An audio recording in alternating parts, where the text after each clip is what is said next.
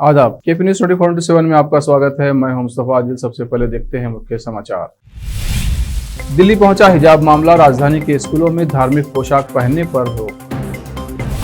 देश के आर्थिक शत्रुओं पर रहमदिली, माल्या, नीरव और चौकसी के जरिए वरुण गांधी का सरकार पर निशाना। यूक्रेन में फंसे भारतीयों को रोमानिया से ला रहा एयर इंडिया का विमान 4 बजे मुंबई में करेगा लैंड। हिमपात और भूस्खलन से जम्मू श्रीनगर राष्ट्रीय राजमार्ग बंद, दर्जनों वाहन अलग अलग जगहों पर फंसे। यूक्रेन की राजधानी कीव में रिहायशी बिल्डिंग पर रूस ने दागे मिसाइल।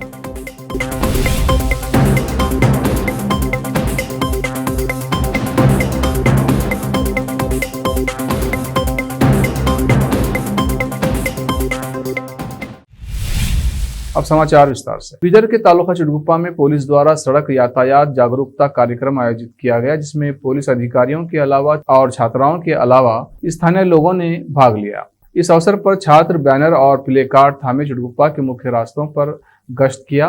केपी न्यूज के संवाददाता अजीम की रिपोर्ट। कर्नाटक में हिजाब का मामला जोर पकड़ा हुआ है। आए दिन कुछ न कुछ मामले सामने आ रहे हैं, जबकि इस मामले की सुनवाई कर्नाटक हाईकोर्ट में चल रही है। इस हिजाब के मामले पर गुलबर्गा के जनता दल सेकुलर के जोशीले नेता सैयद बाबर मुस्तफा ने बयान दिया है। उन्होंने कहा कि ये हिजाब महिलाओं और लड़कियों के लिए एक सुरक्षा है जो सदियों से चला आ रहा है, जबकि राज्य की बीजेपी सरकार इस पर राजनीति कर रही है। कहां पहुंचे हमारा देश आखिर? तुम विकास की बात करके हमारे देश को विनाश कर दिए। तो मैं कहना ये चाहता हूं, डबल इंजन सरकार डबल गेम खेली है। स्कूलों में हिजाब को लेकर विवाद अब दिल्ली तक पहुंच गया है। दक्षिणी दिल्ली नगर निगम की अध्यक्ष निकिता शर्मा ने एक नोटिस जारी कर कहा है कि स्कूल ड्रेस में सिर्फ बच्चों की ही स्कूल में प्रवेश दिया जाएगा। उन्होंने कहा कि किसी भी धार्मिक पहचान के कपड़े पहनकर स्कूल आना मना है।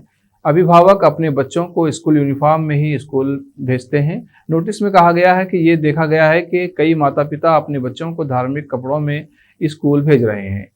ये उचित नहीं है। बच्चे यूनिफॉर्म में बेहद खूबसूरत लगते हैं और दक्षिणी दिल्ली नगर निगम भी समय समय पर यूनिफॉर्म का रंग बदलता रहता है। स्कूलों में यूनिफॉर्म की व्यवस्था की जाती है ताकि बच्चे अमीरों के प्रति और गरीब एक दूसरे के प्रति हीन भावना महसूस ना करें। बच्चों के लिए समान वर्दी पहनना जरूरी है ताकि असमानता की भावना ना हो। छतरपुर में एक और लुटेरी दुल्हन ने दूल्हा दुल्हन को लूट लिया और फरार हो गई।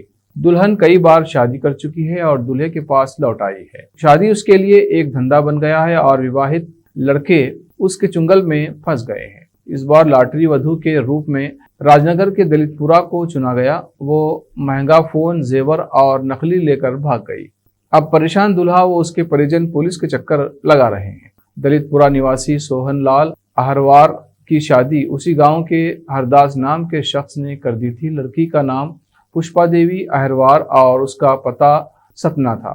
रिश्ता तय करने के एवज में हरदास को सोहनलाल से 10,000 रुपये मिले। हरदास 10 जनवरी को एक शख्स को लेकर सोहनलाल के घर आया था। उसका नाम दिनेश साकिब था। बताया जाता है कि वो रीवा का रहने वाला है। दिनेश ने लड़की की तस्वीर दिखाई और कहा कि शादी सपना में होगी।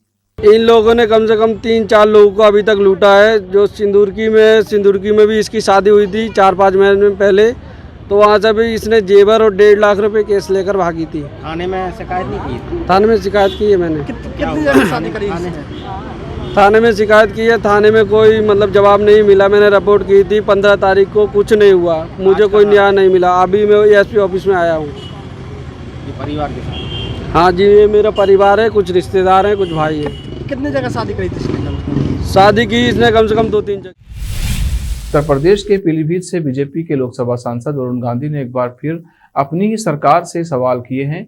करोड़ों रुपयों का कथित घोटाला कर विदेश भाग चुके लोगों पर सरकार की सुस्त कार्रवाई को लेकर उन्होंने निशाना साधा है। उन्होंने कहा कि 7 वर्षों में सरकार इनसे पर्याप्त वसूली भी नहीं कर पाई है। बता दें कि वरुण गांधी विजय माल्या, नीरव मोदी, मेहुल चोकसी और ऋषि अग्रवाल का नाम लेते हुए केंद्र सरकार को घेरते रहे हैं। उन्होंने ट्वीट किया, 67,000 करोड़ की चोरी कर देश छोड़ चुके धनपशुओं ने विगत 7 वर्षों में मात्र 1/4 धन वसूली कतई पर्याप्त नहीं है। देश के आर्थिक शत्रुओं पर इस रहमदिली का बोझ आम हिंदुस्तानी अपने कांधों पर ढो रहा है। जब बचत खाते की ब्याज दरें आज ऐतिहासिक रूप से निचले स्तर पर हैं। यूक्रेन में फंसे भारतीयों को निकालने के लिए केंद्र सरकार ने प्रयास तेज कर दिए हैं। भारतीयों को रोमानिया से ला रहा एयर इंडिया का विमान आज शाम 4 बजे मुंबई में लैंड करेगा। केंद्रीय मंत्री पीयूष गोयल मुंबई के छत्रपति शिवाजी महाराज अंतर्राष्ट्रीय हवाई अड्डे पर इन यात्रियों को रिसीव करेंगे। बता दें कि रूसी सेना ने यूक्रेन में भयंकर तबाही मचाई है। दोनों ओर से किए गए हमले में कई लोगों की मौत हो गई है। अब भी यूक्रेन में हजारों भारतीय फंसे हुए हैं। अब वक्त है ब्रेक का। ब्रेक के बाद जल्द लौटते हैं। हिंदुस्तान के हर कोने में हम हैं मौजूद। 24 घंटे हालात पर गहरी नजर, खबरों से जुड़े चुपते सवालात और आपको दिखाता है धार्मिक, सामाजिक, राजनीतिक, लोकल और इंटरनेशनल न्यूज की सबसे बेहतर कवरेज जो आपको रखती है हर पल बाखबर। देश और दुनिया भर की खबर के लिए देखते रहें KP news 24/7। Noor education trust Bidar की ओर से चलाए जाने वाला Noor MEd college Bidar, recognized by NCTE Delhi and affiliated to Gulbarga University, Gulbarga. Admission are open for the academic year 2021-22. विशेषज्ञ और सक्षम शिक्षकों द्वारा शिक्षा प्राप्त करने के लिए नूर एमएड कॉलेज में दाखिला लें और शांत वातावरण में शिक्षा प्राप्त करें। बीदर शहर में बेहतर शिक्षा का एकमात्र केंद्र Noor MEd college, Shahpur gate, Bidar. Phone numbers 9945283920, 8482221297। Break के बाद फिर एक बार आपका स्वागत है। आइए देखते हैं आगे के समाचार। जम्मू श्रीनगर राष्ट्रीय राजमार्ग कश्मीर घाटी को देश के अन्य हिस्सों से जोड़ने वाली एकमात्र सड़क है जो हर मौसम में यातायात के लिए खुली रहती है। अधिकारियों के मुताबिक राजमार्ग के बनिहाल काजीगुंड सेक्टर में रात भर हिमपात हुआ, जबकि रामबन जिले के रोमपड़ी, बनिहाल, शालगढ़, वगान, मोमपासी, रामसू, पंथियाल, डिगडोले, मारूक, मंकी मोड़, कैफेटेरिया मोड़ और महर में भारी बारिश से भूस्खलन और पहाड़ियों से पत्थरों के टूटकर गिरने की घटनाएं हुई। उन्होंने कहा कि बारामूला का एक ट्रक चालक वसीम अहमद डार उस समय घायल हो गया जब उसका ट्रक मेहर इलाके में सुबह करीब 4:30 बजे एक बड़े विशाल पत्थर से टकरा गया।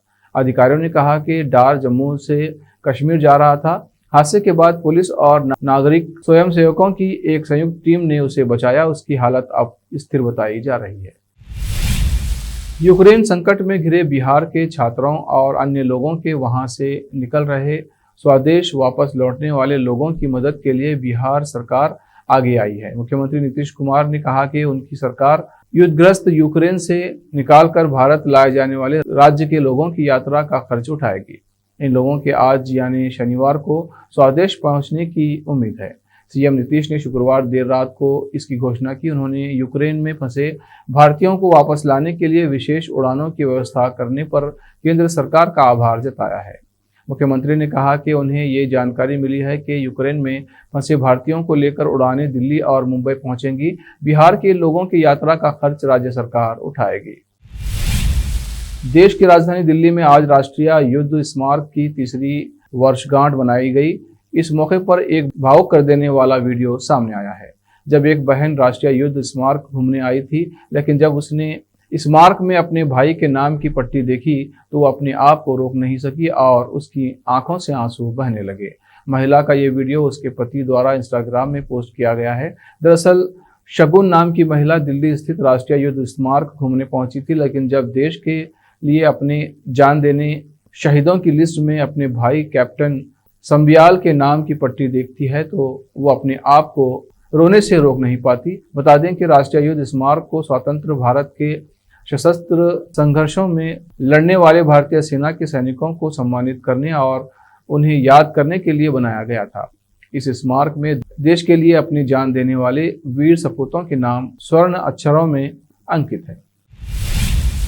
मध्य प्रदेश में ग्वालियर चंबल आंचल के सबसे बड़े जायारोग्य अस्पताल में डॉक्टरों का एक अजीबोगरीब कारनामा सामने आया है। जयरोग्या अस्पताल के डॉक्टरों ने एक जिंदा महिला को मृत घोषित कर दिया। इलाज के दौरान डॉक्टरों ने महिला को मृत मानकर परिजनों से शव को पोस्टमार्टम हाउस में रखने के लिए कहा। जब परिजन महिला के शव को पीएम हाउस लेकर गए और उसके बाद महिला के पति नरपत सिंह राजपूत ने जब अपनी पत्नी के सीने पर हाथ रखा तो धड़कन चल रही थी। अपनी पत्नी की धड़कन को देखकर पति दंग रह गया। उसके बाद वहां भीड़ इकट्ठी हो गई। परिजन तत्काल महिला को अस्पताल लेकर आए और इलाज शुरू करवाया।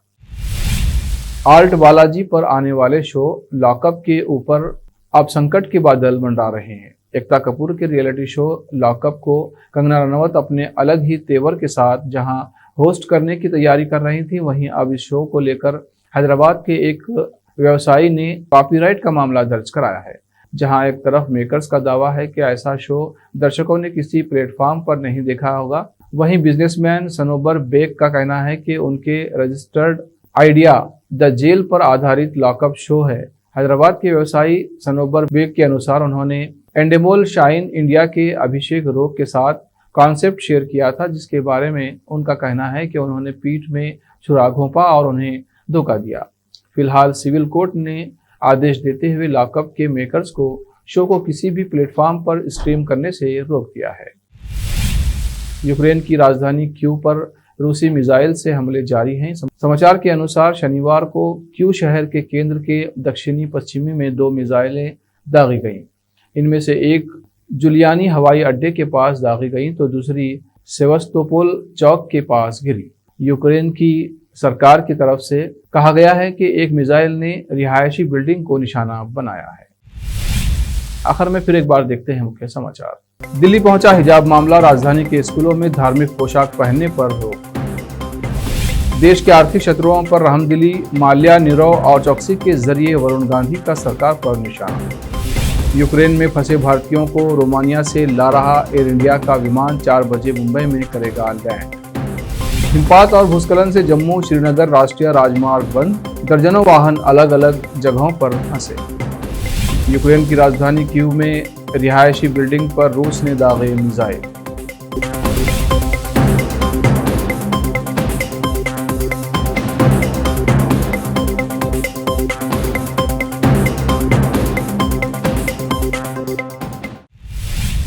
केपी न्यूज में अब तक के लिए इतना ही। देश प्रदेश के समाचारों के लिए देखते रहिए केपी न्यूज 24/7। धन्यवाद।